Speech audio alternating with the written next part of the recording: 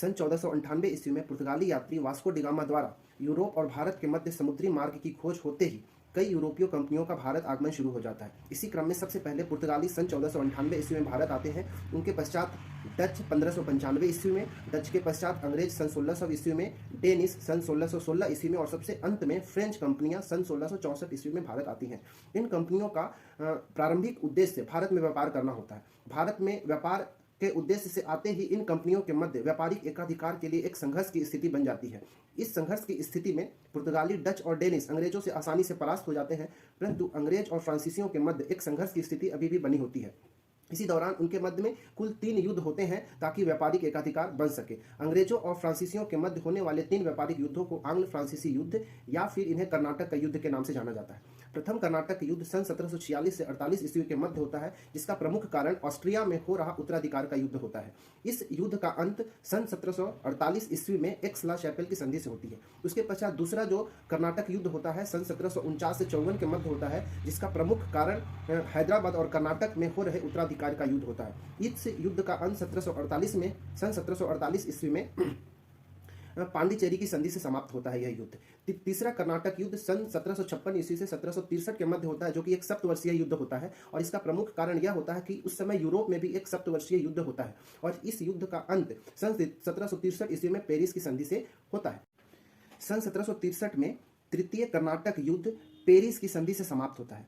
तृतीय कर्नाटक युद्ध के समाप्ति के पश्चात ही फ्रांसीसियों का पूर्णतः भारत में पराजय हो जाता है। अब अंग्रेजों का अगला मुख्य उद्देश्य बंगाल पर अधिग्रहण होता है। सन 1756 ईस्वी में बंगाल का नवाब अलीवर्दी खां की मृत्यु के पश्चात सिराजुद्दौला को बंगाल का नवाब बनाया जाता है। अब अंग्रेज यह चाहते थे कि सिराजुद्दौला की सत्ता को किस प्रकार कमजोर किया जा सके। इसी क्रम में अंग्रेजों ने सिराजुद्दौला के जो महत्वपूर्ण दरबारी थे, जैसे राय दुर्लभ, शौकत जंग, मीर जाफर, इन सभी दरबारियों को अपने षड्यंत्र में शामिल किया ताकि सिराजुद्दौला को पराजित किया जा सके। और यही इसी के परिणाम स्वरूप सन 1757 में 23 जून 1757 में प्लासी का युद्ध होता है, जो कि बंगाल के नवाब सिराजुद्दौला और अंग्रेजों के मध्य होता है।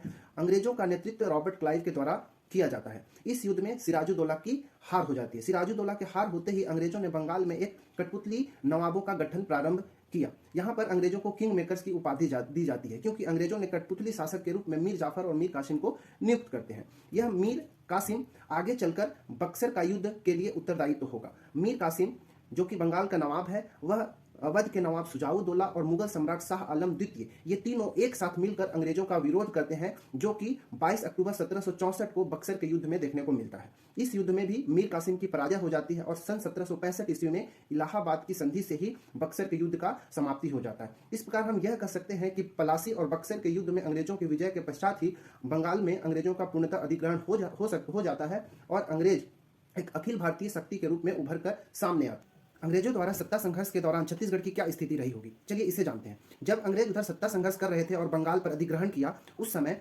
छत्तीसगढ़ के बस्तर क्षेत्र में काकतीय वंश या जिसे चालुक्य वंश भी कहते हैं, उसका शासन चल रहा था। इसी तरह रतनपुर और रायपुर वाले क्षेत्र में मराठाओं का शासन चल रहा था, जिसमें मराठा शासक बिंबाजी भोसले शासन कर रहे थे।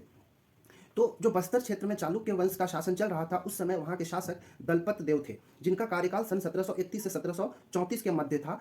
इनके समय में सबसे प्रथम एक मराठा आक्रमण हुआ, जो कि एक असफल मराठा आक्रमण था, जो आक्रमणकारी नीलू पंत या नीलू पंडित थे। दलपत देव के समय ही बंजारों का व्यापार और एक नमक सभ्यता का प्रसार हुआ था। इतना याद रखना ही महत्वपूर्ण है। इसके बाद हम ये देखते हैं कि रतनपुर या फिर रायपुर क्षेत्र में जो मराठा शासन चल रहा था, वहाँ पे शासक बिंबाजी भोसले थे। तो बिंबाजी भोसले का जो राजधानी था वह मुख्यतः रतनपुर था।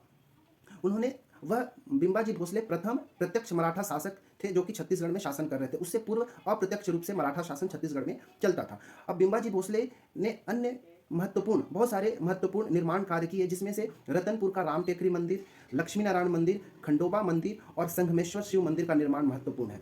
साथ ही साथ उन्होंने जो रायपुर में एक दूधाधारी मठ है, जिसका निर्माण बलभद्र दास ने कराया था, उसका जीर्णोद्धार भी कराया था। बिंबाजी भोसले ने रतनपुर में एक न्यायालय की भी स्थापना किया था और बिंबाजी भोसले को परगना पद्धति का सूत्रधार भी कहा जाता है। यह परगना पद्धति का जो जन्मदाता थे वो विट्ठलराव दिनकर थे। बिंबाजी ने मराठी, उर्दू और गोंडी भाषा का प्रयोग किया, साथ ही साथ मोड़ी लिपि का प्रयोग इन्होंने किया था। बिंबाजी भोसले ने दशहरा में स्वर्ण पत्र देने की प्रथा का प्रारंभ किया। बिंबाजी की 3 पत्नियां थी, आनंदीबाई, उमाबाई और रमाबाई। सन 1787 को 7 दिसंबर 1787 ईस्वी को बिंबा जी की मृत्यु हो जाती है। बिंबा जी के मृत्यु के पश्चात ही आनंदीबाई ने शासन का बागडोर अपने हाथों में लिया और वह शासन कर रहे थे, परंतु उमाबाई बिंबा जी के मृत्यु के पश्चात ही सती हो जाती हैं और जो कि रमाबाई होती हैं वह वन जाना चुनती हैं, वह वन को चली जाती है। इस प्रकार से जो अंग्रेज भारत में अपनी सत्ता का प्रभुत्व स्थापित कर रहे थे उस समय छत्तीसगढ़ की कुछ ऐसी स्थिति थी। ये दोनों को हमको याद रखना है।